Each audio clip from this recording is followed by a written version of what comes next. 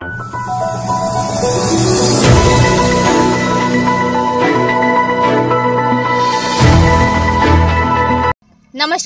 Swami Vivekanand College of Management Science and Arts Warud मी Nikita Bhakare SVC news चॅनलमध्ये आपले सर्व दर्शकांचे हार्दिक स्वागत करते. आज गोमती जिनिंग इंडस्ट्रीजचे उत्पादक श्री रितेश शहा यांच्याशी संवाद साधणार आहेत. हे आहेत वरुड येथील युवा उद्योजक श्री रितेश शहा. श्री रितेश शहा हे वरुड ते अमरावती रस्त्यावरील गोमती जिनिंग अँड प्रेसिंगचे मालक आहेत. वरुड तालुक्यातील उद्योजकांकडे एक वेगळी ओळख त्यांनी मिळवलेली आहे. रितेश शहा यांचा कापूस उत्पादनावर प्रक्रिया प्रकल्प आहे आणि तो ते यशस्वीपणे चालवित आहेत. रितेश शहा यांना त्यांच्या कौटुंबिक पार्श्वभूमीनुसार व्यवसायांकडून उद्योगाकडे येण्याची त्यांची जिज्ञासा आज त्यांना सुप्रसिद्ध उद्योजक बनवत आहेत. आज आपण जाणून घेणार आहोत रितेश शहा यांची उद्योगातील यशस्वी कहाणी. नमस्कार.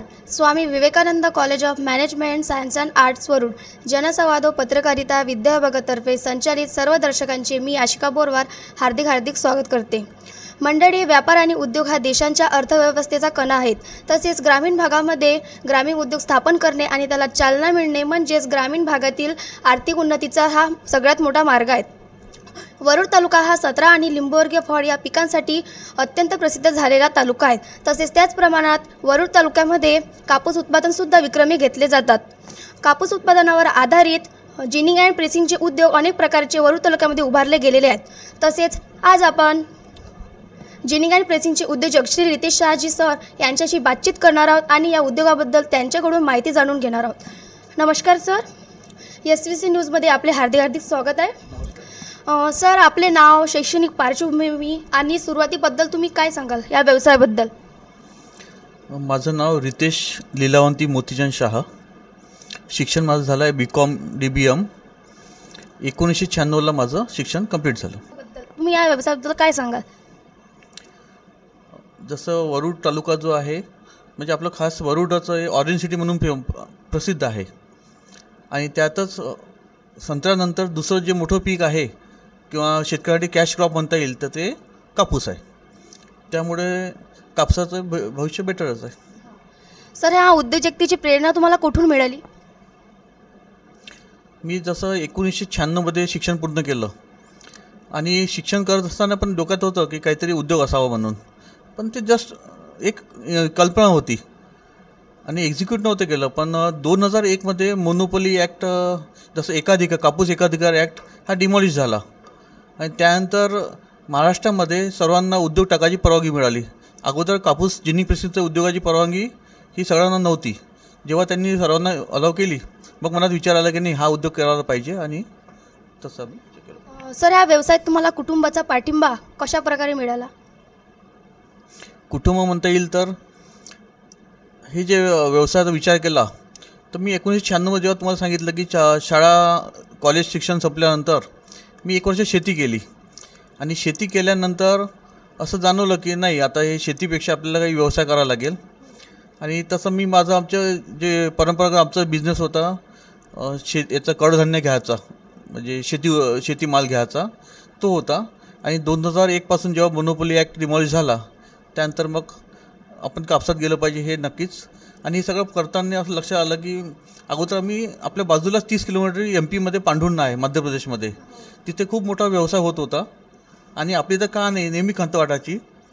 तर ते सरकारने तसं विचार केला आणि 2001मध्ये डिमॉलिश केला आणि मग इथे पण उद्योगासाठी चालना मिळाली. सर, हा व्यवसाय सुरू करताना किती भांडवलाची किंवा संसाधनाची गरज भासली, ती कशी उभारली तुम्ही?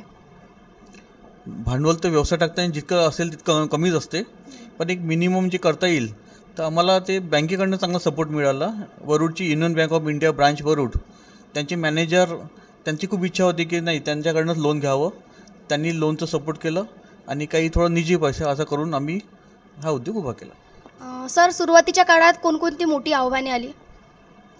मोठी आव्हाने तर जसं मी उद्योग क्षेत्रात जेव्हा भरारी घेतली तर ॲसच मी जे चूक केली होती की मी काहीच अनुभव नव्हता घेतला आणि डायरेक्ट जंप घेतली. त्यामुळे प्रत्येक गोष्टीला मला शिकावं लागलं, समजावं लागलं आणि मग करावं लागलं. त्यात वेळ गेला आणि पण अनुभव आला.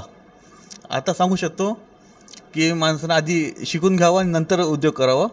तर आव्हान म्हटलं म्हणजे लायसन्सिंग खूप जागेवर लागते. म्हणजे सरकारी जे वेगळं डिपार्टमेंटची परवानगी आहे आणि परवानगी मिळवण्यासाठी जे श्रम घ्यायला लागतात ते अति होते. सर, आपण हा व्यवसाय सुरू करावा याची कल्पना तुम्हाला कशी आली? जसं मी मला सांगितलं तुम्हाला की एकाधिकार हा संपल्यानंतर आपल्या बाजूला 30 किलोमीटर इतका मोठा व्यवसाय होत आहे कापसाचा पांढुण्याचा, तर आपल्या इथं का नाही. जसं त्यांनी केल्याबरोबर डोक्यात कल्पना होतीच की ते हा व्यवसाय चांगला आहे आणि म्हणून मग ते जसं डिमॉलिश झालं आणि महाराष्ट्र सरकारने परवानगी दिल्याबरोबर व्यवसाय जमले. सर, प्रत्येक व्यवसाय करताना आपल्याला अडीअडचणी येतात. तुम्हाला या व्यवसायात अडचणीचा सामना तुम्ही कशा प्रकारे केला? अडचण तर बऱ्याच येतात, पण कसं असते की आलेली अडचण एकदम घाबरून जायचं नसतात. शांततेला विचार करायचा असतं की याचा काय मार्ग येईल, काय सोल्युशन काढू शकतो. कधी लवकर सोल्युशन भेटते, कधी उशिरा भेटते, पण सोल्युशन भेटत नाही असं कधी होत नाही. होते, भेटते सोल्युशन आणि अडचणी आल्या आणि ते निभावल्या पण. सर, हा व्यवसाय नेमका कोणत्या क्षेत्राशी संबंधित आहे? भारत हा देशच कृषीप्रधान आहे आणि हा कृषी म्हणजे कृषी क्षेत्रानंतर सगळ्यात मोठा रोजगार देणारं क्षेत्र असेल तर ते टेक्स्टाईल इंडस्ट्री आहे. आणि टेक्स्टाईल इंडस्ट्री असल्यामुळे टेक्स्टाईल इंडस्ट्रीचं जे बेसिक कापसापासून सगळ्यात बेसिक जे आहे जिनी प्रेसिंग, तो हा व्यवसाय आहे. हा ॲग्रोबेस, खास करून ॲग्रोबेस इंडस्ट्री आहे. सर, आपल्या उत्पादन सेवेला टिकवून ठेवण्यासाठी आपण कोणकोणती खास धोरणे वापरत असतात? आपल्याकडनं जितकं काही होत असेल तितकं मार्केट रिसर्च करायला पाहिजे. मी सतत जनसंपर्कात असतो. नॅशनल इंटरनॅशनल जेवढे घडामोडी असतात त्याच्यावर बारकाईने नजर असते आणि खास शेतकऱ्यांना पण कॉन्टॅक्टमध्ये असतो की तुम्हाला सध्या यावर्षी काय आव्हानं येत आहे. दरवर्षी कापूस मूड स्विंग असते, ते दरवर्षी वेगवेगळं त्यांना शेतकऱ्यांना नवीन आव्हानं येतात, इंडस्ट्रीला नवीन आव्हानं येतात. आता माझे 21 वर्ष झाले, पण मागच्या वर्षीचा अनुभव यावर्षी कामी येईल असं नाही आहे. थोडं बहुत कामी येते, नवीनच काही चॅलेंज येते आणि त्याला सोल्युशन काढायला लागते. सर, या व्यवसायातील सर्वात मोठा यशस्वी टप्पा कोणता आहे? यशस्वी टप्पा 2010मध्ये, जसं मी तुम्हाला सांगितलं व्यवसाय उभारताना जे मी पहिल्यांदा लोन घेतलं होतं ते 2010मध्ये माझं रिपेमेंट झालं पुरं वेळेवर 5 वर्षामध्ये. आणि त्या दिवशी डेट मला वाटतं 18/9/2010. त्या दिवशी जेव्हा मी फॅक्टरीमध्ये आलो तर ती स्वतःची फॅक्टरी होती बिना लोनची. तर ते जे फिलिंग होतं नाही आता पण स्वतःच्या फॅक्टरीत चाललो आहे, तो सगळ्यात मोठा मला यश वाटलं. सर, या ग्राहकांकडून या व्यवसायामध्ये मिळालेला संस्मरणीय अनुभव कोणता आहे? ग्राहकाकडून म्हणता येईल तर 2005मध्ये जेव्हा मी फॅक्टरी टाकली, आज माझी जी प्रोडक्शन कॅपॅसिटी आहे ती जवळपास 1000 क्विंटल प्रति दिवशी पाहिजे. पण त्यावेळेस माझी फॅक्टरी याच्यापेक्षा 1/3च होती. तर त्याला मला काहीतरी 200-250 क्विंटल किंवा 300 क्विंटल कापूस लागत होता. तर त्यावेळेस मी विचार केला की हे 300 क्विंटल कापूस मी कसा आणेल, आणि इतक्या रुपयाचा जवळपास त्यावेळेस 3000 रुपये भाव होता. तर 10 लाख रुपये रोजचे, तर इतके रुपये आपल्याकडे नव्हतेच, तर कसं होईल. पण बाजूला जे जरूड गाव आहे, जरूड, बेनोडा, वरूड, इथले शेतकऱ्यांनी इतका माझ्यावर विश्वास केला आणि मला साथ दिली. तर त्यांनी कधीच पैसे मला मागितले नाही, त्यांनी फक्त माल आणून टाकला आणि मी त्यांना वेळेवर पैसे देत गेलो. त्यामुळे माझं ते चक्र चाललं. तर मला या तालुक्यातील जवळपास 20,000 शेतकऱ्यांनी चांगला सपोर्ट केला. मी सर्वांना थँक्यू म्हणेल. सर, आपल्या भविष्यातील ध्येय आणि योजना कोणकोणत्या आहेत? आता असं वाटते की हा एरिया जेव्हा मी कापूस 2005मध्ये फॅक्टरी जेव्हा सुरू केली तर 1990पासून मी पाहून राहिलो की कापसात जे पावसाचं प्रमाण आहे ते नियोजन म्हणजे पाऊस कधी येतं वेळेवर, कधी नाही येत. तर त्यामध्ये एक वेळ अशी आली होती की ड्राय झोन झाला होता. आपल्या इथून बरंच क्षेत्र कमी झालं होतं आणि ते सगळं क्षेत्र कन्वर्ट होऊन कापसात झालं होतं. पण आता काय झालं की परिस्थिती बदलली. शेतीवर खूप काम झालं, पाण्यावर खूप काम झाले आपल्या तालुक्यामध्ये. त्यामुळे आता पुन्हा बगीच्याकडे क्षेत्रांचं कल खूप वाढला आहे. त्यामुळे असं वाटते की आता आणि कापूस एरिया कमी होत चालला, सायमल्टेनियसली फॅक्टऱ्या पण वाढत चालल्या. तर आता असं वाटते की आपल्याला दुसऱ्या क्षेत्रामध्ये कुठेतरी जंप करावं लागेल. सर्चिंग सुरू आहे, पण नक्कीच याविषयी वेगळं काही करायचं आहे. सर, आपल्या व्यवसायामुळे समाजात कोणते बदल घडत आहे असे वाटते तुम्हाला? 2005मध्ये जेव्हा मी फॅक्टरी टाकली तर वरुडमध्ये माझी ही तिसरी फॅक्टरी होती. एक कोऑपरेटिव्ह फॅक्टरी होती सातपुडा जिनिंगमधून आणि आणखी एक फॅक्टरी होती. पण त्यानंतर जेव्हा मी फॅक्टरी टाकली माझ्यानंतर माझ्या परिचयाच्या आपल्या परिसराच्या बऱ्याच लोकांनी ते हिंमत केली त्या क्षेत्रामध्ये, त्यात आपले ते उद्योग म्हणून नव्हते. मी जसा जंप केला, माझ्यानं जंप केल्यानंतर बऱ्याच लोकांना त्याची प्रेरणा मिळाली आणि जवळपास आज आपल्या या तालुक्यामध्ये 8 जिनिंग फॅक्टरी आहे, 2-3 दाल मिल आहे, संत्रा प्रोसेसिंग उद्योग आहे. हे सगळं त्या दिवशी जंप घेतल्यामुळे झालं. सर, तुम्ही नवीन उद्योजकांना काय आव्हान कराल किंवा त्यांना काय सांगाल? तसं मगाशीच मी तुम्हाला सांगितलं की कोणतेही व्यवसाय करताना मार्केट स्टडी रिसर्च हा खूप महत्त्वाचा पार्ट आहे. जर आपण रिसर्च करून जर त्यात व्यवसायात उडी घेतली तर नक्कीच आपण यशस्वी होऊ. पण सर्व विद्यार्थ्यांना विनंती आहे की विद्यार्थी म्हणा की उद्योजकांना विनंती आहे की बिना अनुभवाचं बिना स्टडीचं करू नका.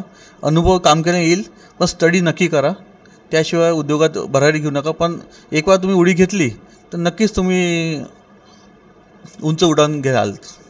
धन्यवाद सर. जी स्टार्टअपची योजना आहे त्यातून आपण उद्योजकतेचा विकास साधू शकतो का? हो, नक्कीच. त्या योजना म्हणजे लिटरली जे उद्योगाला आतापर्यंत अडचणी येतात, मी जे पाहिल्या अडचणी त्या सगळ्या अडचणींचा त्यांनी अभ्यास केलेला आहे आणि त्या अभ्यासानंतर त्यांनी जी योजना केली खूप छान योजना आहे. एक स्टार्टअप योजना आहे आणि नंतर दुसरं त्यांनी जे सेज आणलं आहे किंवा ते ॲडिशनल MIDC त्यांनी बऱ्याच स्थापन केले आहे. आणि प्रत्येक जितके हायवे आहे हायवेच्या प्रत्येक बाजूला त्यांनी 500 हेक्टर जागा अलॉट केली आहे प्रत्येक हायवेवरती उद्योगासाठी. हायवे असाचं कारण काय आहे, त्यामुळे दळणवळण इझी होते.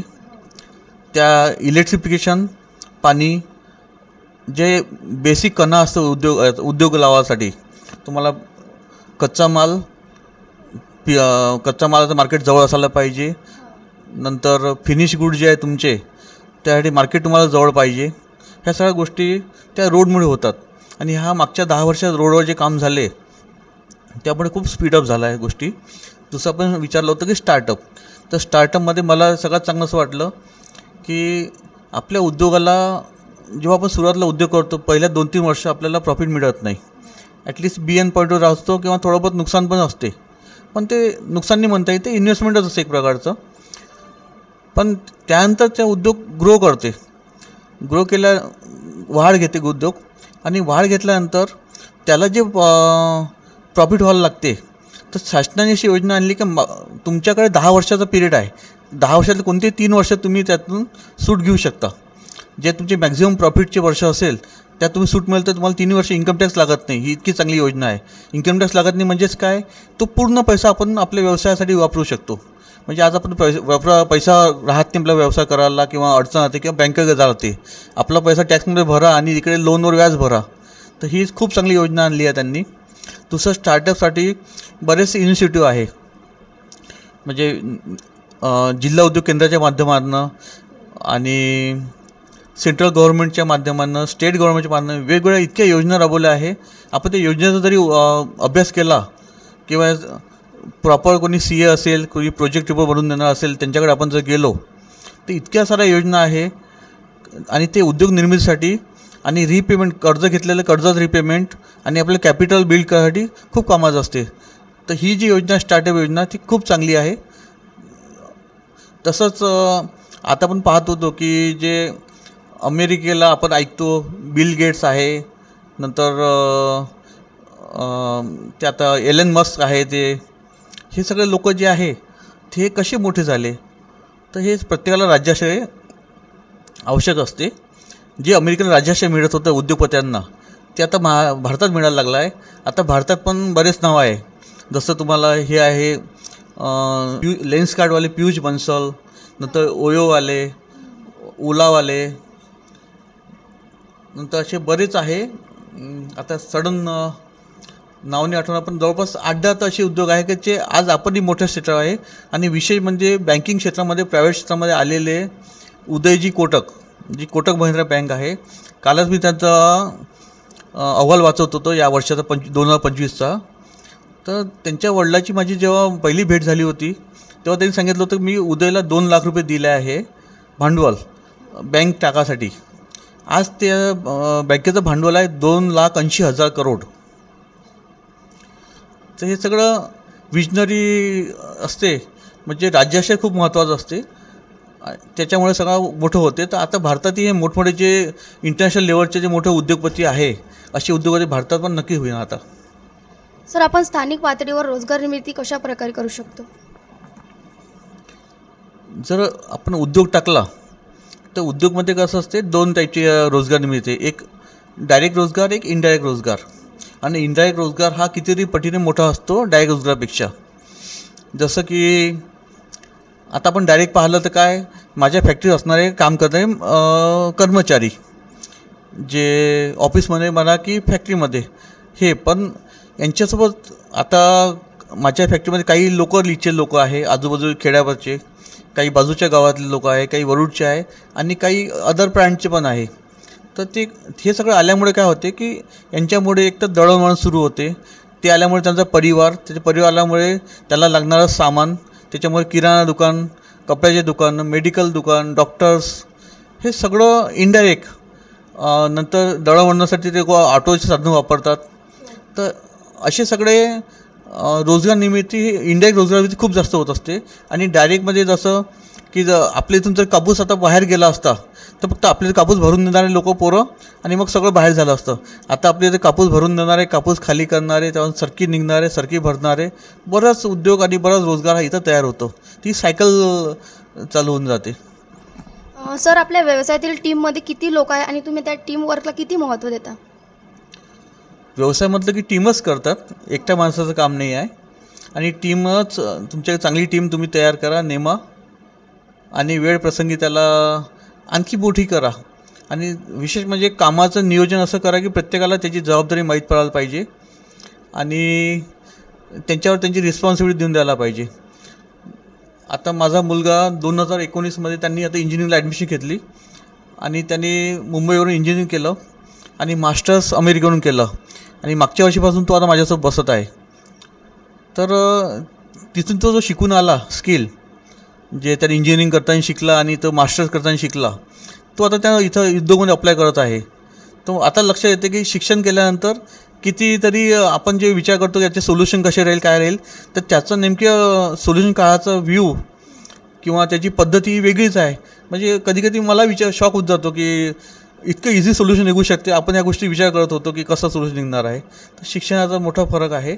आणि टीमवर एकवेळ तुम्ही त्याची जबाबदारी दिली का ते टीमला माहिती आहे आपल्याला काय करायचं, त्यांचे गोल फिक्स असले, टार्गेट असले, ते बरोबर तुमचं नियोजन होते आणि काम स्मूथली चालतं.